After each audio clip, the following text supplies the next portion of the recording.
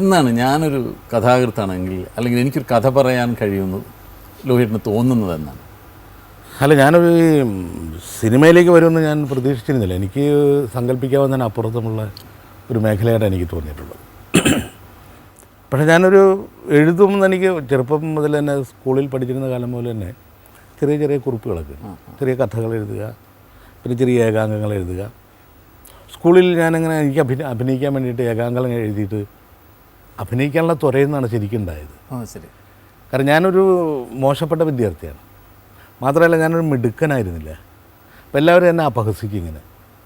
ഞാനൊരു തളർന്ന ഒരു വളരെ ഇങ്ങനെ ഒതുങ്ങിയിരിക്കുന്ന ഒരു കുട്ടിയായിരുന്നു. അപ്പോൾ എനിക്കൊരു ശേഷിയില്ല എന്ന് എല്ലാവരും ധാരണ.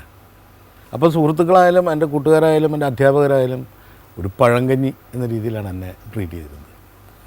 അപ്പോൾ ഈ പണ്ട് കാലത്തൊക്കെ ഈ സ്കൂളിൽ ഇങ്ങനെ സാഹിത്യ സമാജങ്ങളുണ്ടായിരുന്നു. എനിക്ക് തോന്നുന്നുണ്ട് ഈ കാലത്ത് ഇപ്പോൾ നമ്മുടെ തലമുറകളിലെ പല ആളുകൾ ഉണ്ടാക്കിയത് ഈ സാഹിത്യ സമാജമാണ്. നമുക്ക് അടിസ്ഥാനപരമായ വാസനകൾ ഉണ്ടാക്കി തന്നത് സ്കൂളുകളിൽ നിരന്തരം നടന്നിരുന്ന ഇത്തരം സാഹിത്യ സമാജങ്ങളാണ്. പാട്ടുകാരെയും എഴുത്തുകാരെയും അഭിനേതാക്കളൊക്കെ സൃഷ്ടിച്ചത് അതാണെന്ന് എനിക്ക് തോന്നുന്നത്. ഈ ഒതുങ്ങിക്കൂടുന്നവരൊക്കെ പുറത്തു കൊണ്ട് എല്ലാവരും പുറത്തു കൊണ്ടു. കാരണം എല്ലാവരും നിർബന്ധപൂർവ്വമായിട്ട് അതിൽ പങ്കെടുക്കണം എന്നൊക്കെ ഉണ്ടായിരുന്നു. അപ്പോൾ ഈ നാടകത്തിൽ അഭിനയിക്കാൻ എനിക്ക് ഭയങ്കര ആഗ്രഹമാണ്. അപ്പോൾ ഞാൻ ഏതെങ്കിലും സംഘങ്ങളിൽ ഞാനും കൂടെ അഭിനയിക്കാന്ന് വെച്ചിട്ടുണ്ടെങ്കിൽ നീയോ നിനക്കെന്തറിയാൻ പഴങ്കഞ്ഞി എന്നൊക്കെ പറയുന്നൊരവസ്ഥ. അപ്പോൾ ഞാനൊരു ദിവസം എല്ലാവരും ഞെട്ടിച്ചുകൊണ്ട് യാദൃശ്യമായിട്ടൊരു ദിവസം പേര് കൊടുക്കണം, അടുത്ത പരിപാടിക്കുള്ള പേര് കൊടുക്കണം. ഓരോ സാഹിത്യ സമാജം അവസാനിക്കുമ്പോഴും അടുത്ത സാഹിത്യ സമാജത്തിനുള്ള പേര് കൊടുക്കണം. എപ്പോഴും ഏകാംഗം എന്ന് പറഞ്ഞപ്പോൾ ഞാൻ നേരെ എൻ്റെ പേര് പറയാം. എല്ലാവരും ഞെട്ടിപ്പോയി.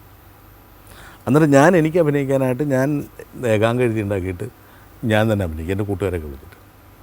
അങ്ങനെ കൊള്ളാമെന്ന് പറയാൻ പിന്നെ ഞാൻ കുറേശ്ശെ ഇങ്ങനെ എഴുത്തുകാരൻ പിറവിയെടുക്കുന്നത്. അപ്പോൾ അങ്ങനെ നാടകങ്ങൾ എഴുതുക, ചെറിയ ഏകാംഗങ്ങൾ എഴുതുക, നാടകങ്ങൾ എഴുതുക, പിന്നെ കൂട്ടുകാർക്ക് പ്രേമലേഖനം എഴുതി കൊടുക്കുന്ന ഒരു പരിപാടികളുണ്ട്. അങ്ങനെ ഉണ്ടായിരുന്നു. ശരി. അപ്പോൾ അങ്ങനെ എനിക്ക് തോന്നി എനിക്ക് എഴുതാൻ കഴിയുമെന്ന് തോന്നി. അങ്ങനെ ഇരിക്കുമ്പോഴാണ് ഞാൻ ആദ്യമായിട്ടൊരു പ്രൊഫഷണൽ സമിതിക്ക് വേണ്ടി ഒരു നാടകം ഏറ്റവും മികച്ച നാടകരചനയ്ക്കുള്ള സംസ്ഥാന അവാർഡ് കിട്ടി. അങ്ങനെയാണ് എല്ലാവരും അറിയുന്നത്. തിലകൻ അടക്കമുള്ള ആളുകൾ അറിയുന്നത് ഇവൻ എഴുതുമെന്ന് ബോധ്യമാവുന്നത് ആ അവാർഡിന് ശേഷമാണ്.